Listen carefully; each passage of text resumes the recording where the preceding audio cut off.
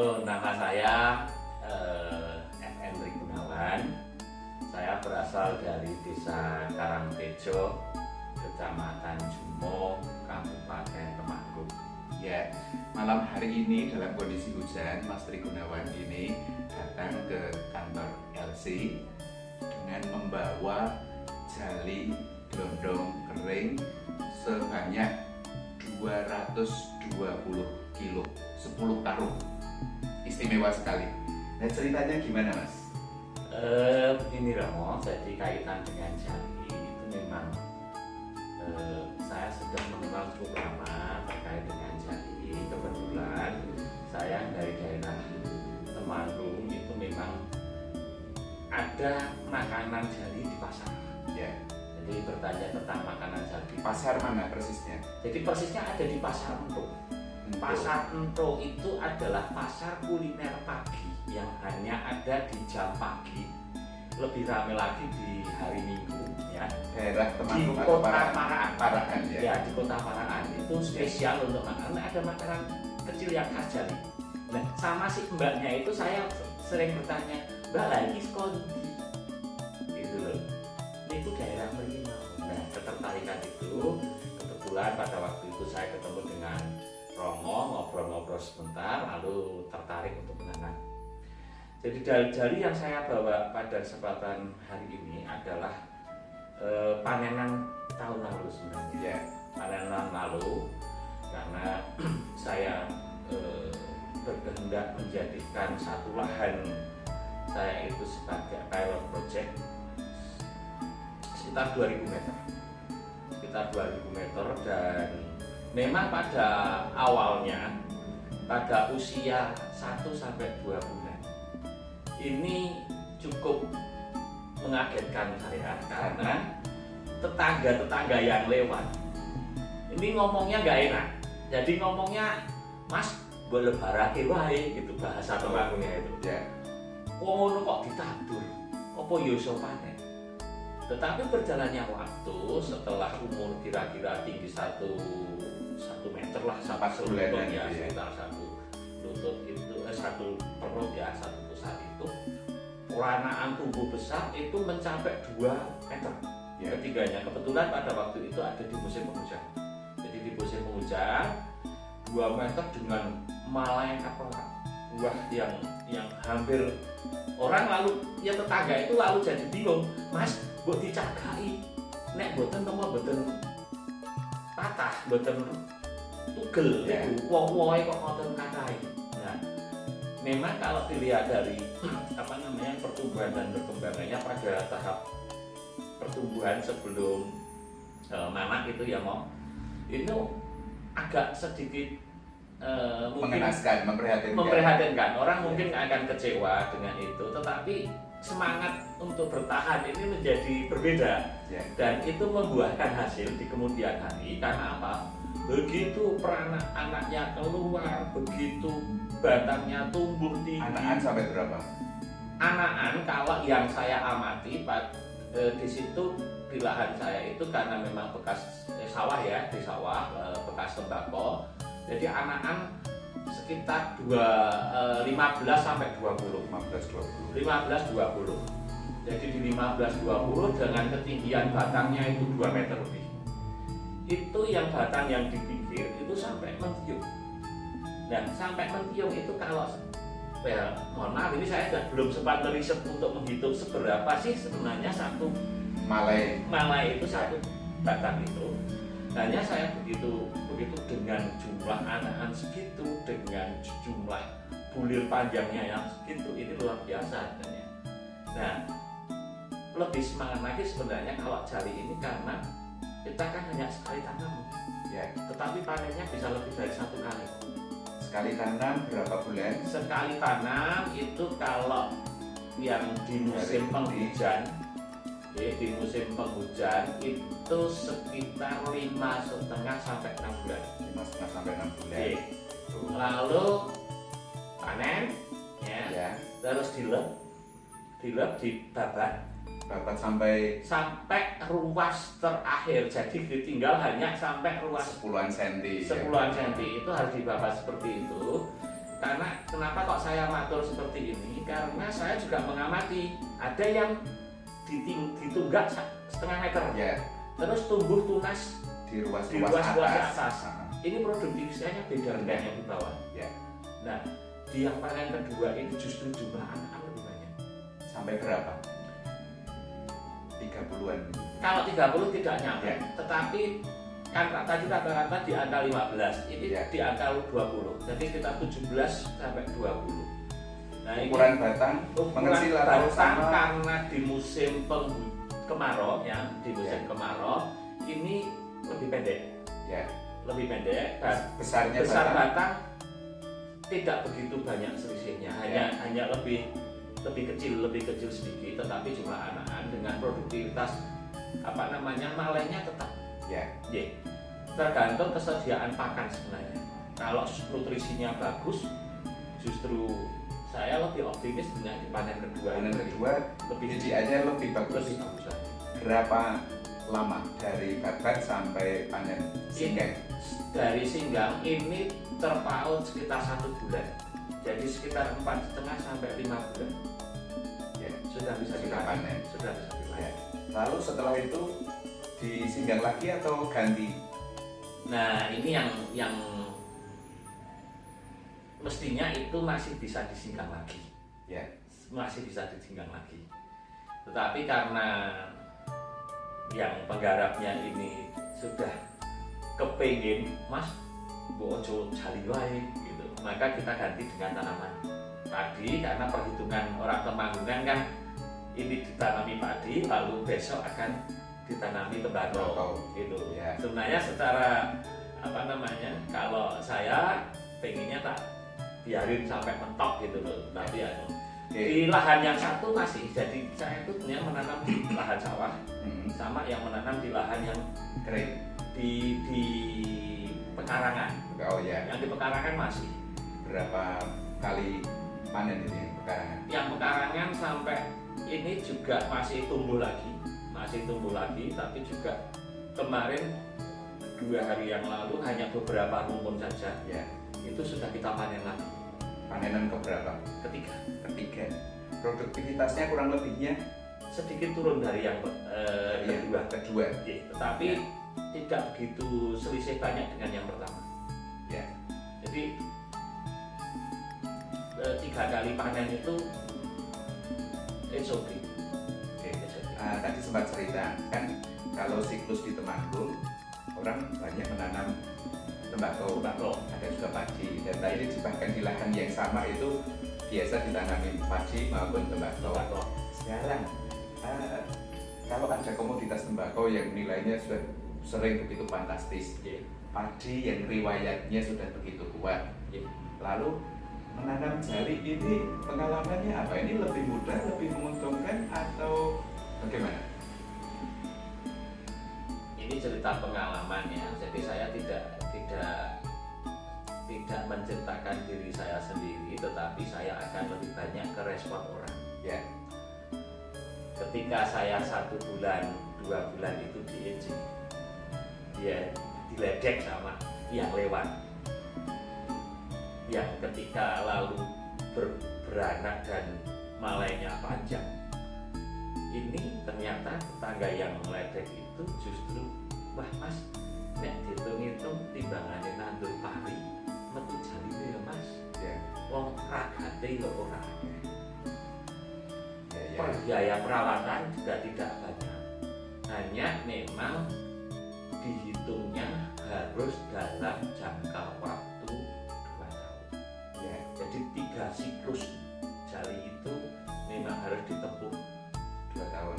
Artinya ditempuh dalam satu kali penanaman. Ya. Jadi tidak yang tadi saya sampaikan kan itu kan terputus. Ya, Ya, tapi kalau yang mungkin Bapak Ibu teman-teman yang lain yang memang semangat untuk menanam jali itu nyuwun tulung dimaksimalkan untuk 3 kali panen. 3 kali panen itu 3 akan kali ketemu panen lebih akan ekonomis. ketemu lebih ekonomis. Ya, Karena biaya tanam tidak hanya sekali, ya, biaya perawatan dan pemupukan ini sangat minimal. Ya. Jadi tanam sekali panen 3 kali. Itulah Irit biaya, irit benih, irit benih, juga irit kerepotan garap ya. Kalau dihitung, kalau budidaya pertanian ini kan biaya olah tanah itu kan cukup Ya. dan itu memang oleh petani jarang dihitung ya Mo. Ya. Karena dia memang bekerja Nggak untuk karena itu. tenaganya sendiri, Tenaganya nggak sendiri banyak nggak orang dihitung. tahu dari itu. Tapi kalau bagi saya yang nuwun sewu harus meminta bantuan orang lain ini kan masuk dihitung. Ya. Nah biaya olah-olahan ini cukup besar mulai dari traktor, lalu buat burutannya Pakai kultivator atau enggak manual. Manual. Kalau hanya di traktor terus kita buat bedeng itu tetap itu biaya cukup tinggi juga. Ya. Cukup tinggi juga. Kan sama dengan musim padi. Ya. Hampir sama dengan garap di bawahnya. Kalau di bawahnya Lombok di pemupukan dan mulsa kan hanya selisih itu, tapi olah tanahnya kan sama. Lalu soal pemupukan dengan 2000 meter yang harus ditanam panen segitu, itu pemupukannya treatmentnya bagaimana? Oke, kalau masalah yang pemupukan karena ini mau itu kan bekas tembakau. Jadi bekas tembakau kan hanya masih menghabiskan unsur hara yang ada di dalam tanah sisa tembakau, sehingga pada tanam pertama itu justru tidak ada pemupukan sama sekali. Ya. Tidak ada pemupukan sekali. Tidak ada pemupukan awal. Tidak ada pemupukan awal, tidak ada tanam ya. tanam. Jadi hanya dikeburkan langsung tanam. Ya, itu. Jadi kalau membandingkan dengan dua komoditas yang lain tadi, dari pengalaman apa nilai plus menanam jali? Satu, menanam jali itu tidak repot. Tidak repot. Karena karakter jali itu kayak rumput gajah. Ya. Bosone Jawa ki ceblok kangkung. Dilempar Ini tumbuh. ya cuman nanamnya jangan dalam-dalam. Ya. Betul. Karena orang asumsinya ini jagung. Tugasnya terlalu dalam ini nanti peranaannya berbeda. Betul. Jadi hanya di 1 sampai 2 cm lah, hanya diletakkan saja. Tidak diinjak. Dan tidak diinjak, nanti peranaannya akan buka. Tapi kalau yang dalam dia nutup, nanti peranaan ada di ruas kedua. Ya, betul. Ini yang berbeda nanti. Makanya ketika kok bisa nyampe 15 tanpa pemupukan, 15-20 tanpa pemupukan itu karena hanya di permukaan, aja itu. Itu kalau yang kebelet itu lebih lama, kulit terus ya, satu tidak repot. Dua. Yang kedua, hambanya nggak ada. Hanya tikus. Ya, artinya ketika pertumbuhan nyaris tidak ada masalah hama. Nggak ada masalah. Sampai berbuah tidak ada masalah hama. Kalau tikus kan berarti setelah menjadi buah. Setelah menjadi buah, Ya. barang enak mau. Tikus juga butuh makan mau. Kalau tikus mau berarti enak. Itu barang enak kok. Ya. Kalau barang nggak enak nggak dimakan. Ya, Itu karena binatang itu sensornya kan di situ. ya bahkan sering lebih kuat daripada kita. Ya, itu secara alamiah seperti itu. Ada lagi 3. Secara ekonomis kita lebih untung karena sekali tanam bisa panen 3 kali. Ya, Secara ekologis kita lebih akrab lingkungan ya, karena tidak harus dengan olah tanah berkali-kali. ya. Itu terus tidak banyak membutuhkan air. Jadi lahan jali ini cocok untuk tanah yang tidak memiliki irigasi yang bagus. Ya. Jadi lahan-lahan marginal lah itu lebih bagus. Itu tinjauannya itulah kalau mungkin antara lain saya belum ini, tapi menarik. Orang apa nanam jali itu, jadi semangat. Masih mau lanjut nanam jali? Masih semangat. Masih semangat. Ibu, Bapak, saudara-saudari yang terkasih, ini tadi pengalaman yang langsung nyata dari Mas Tri Gunawan. Menanam jali itu menguntungkan secara ekonomis, tapi juga dari prakteknya yang tidak repot dan bahkan punya begitu banyak nilai lebih. Saya mau tambahkan bahwa nilai lebihnya lagi, jali ini adalah bahan pangan yang sebenarnya sejak dahulu sudah biasa dikonsumsi oleh leluhur kita.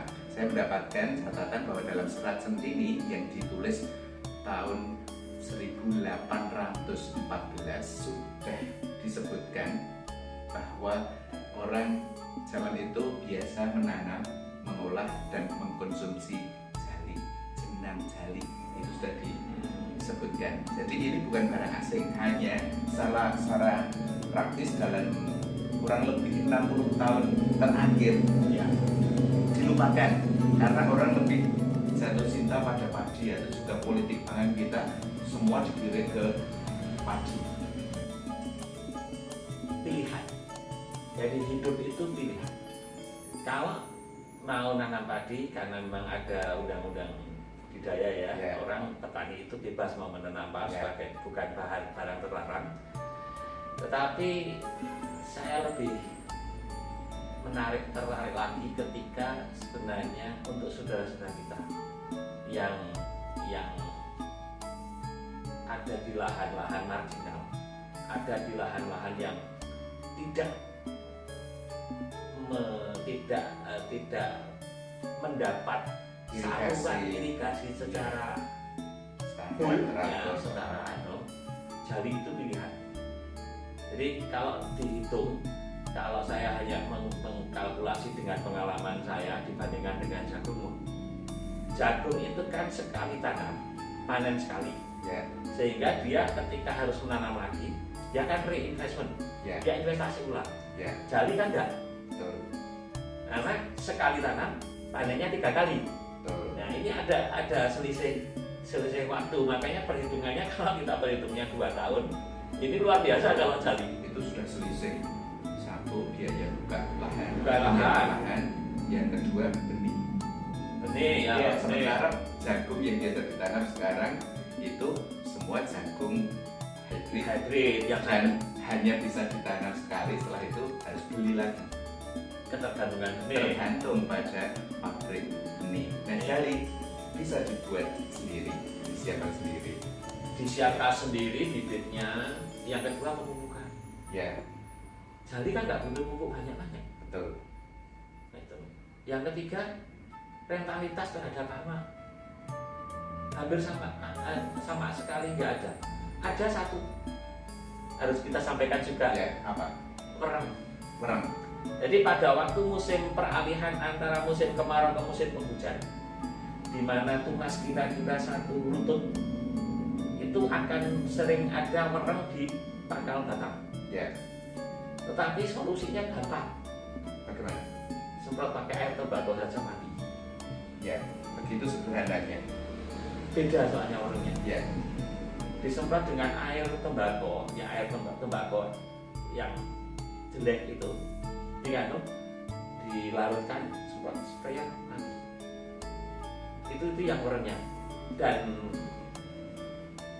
setelah itu ya sudah tumbuh baik, tidak butuh banyak, apalagi kalau sekarang teknologi pertanian mau dimainkan dengan penambahan pupuk yang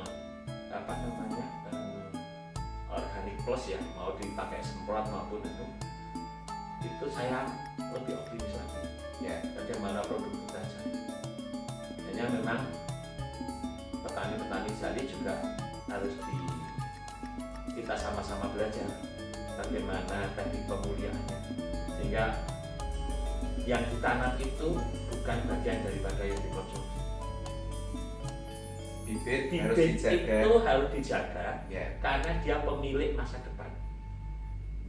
Ini satu catatan yang penting, karena sekarang orang gampang ke bibit bisa beli di pasar. Tapi kan sebenarnya selain biaya, yang paling penting adalah ketergantungan. Ya. Ketergantungan dan kita itu menjaga kelestarian plasma. Ya. Kalau kita itu menyiapkan bibit itu sejak dini, maka kita itu sebenarnya memuliakan tanaman secara alam ya, karena tanaman itu tidak bisa butuh adaptasi. Saya bawa dari bedono, dari tumpak bibit ditanam di Paraan dengan yang bibit yang saya dapatkan dari Paraan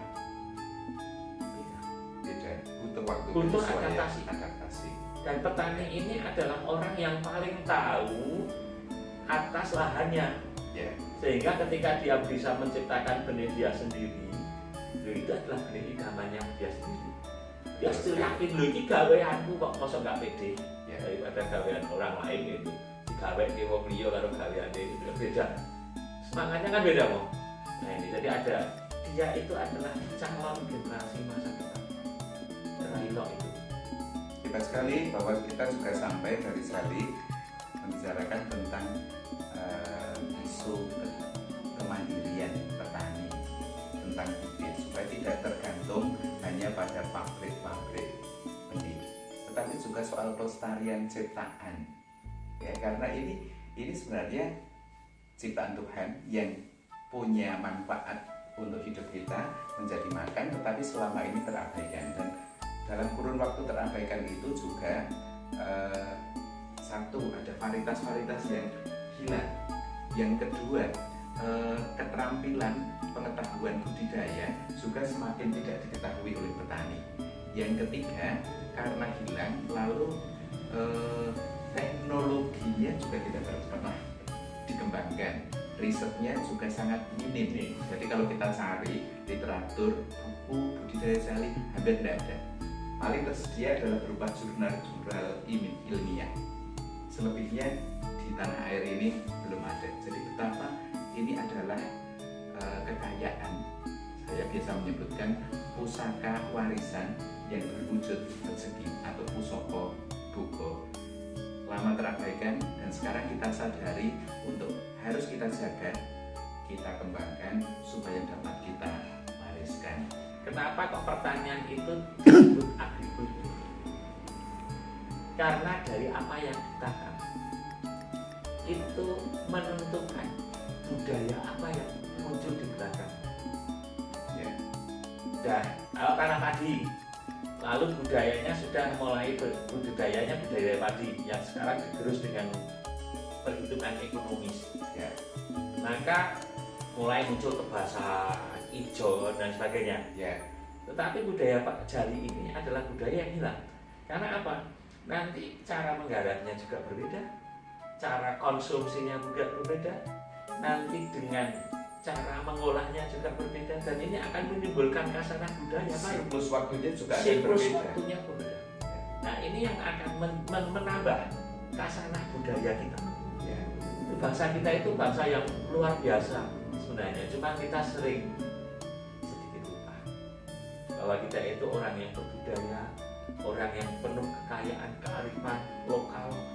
Nah itu karena sebenarnya jali itu, kalau menanam jali itu berarti kita itu muri-muri budaya. Ya, menanam jali bukan hanya soal pekerjaan fisik, tetapi ngopeni kebudayaan. Itu. Begitu saudara-saudara. Salam Jolali Jali.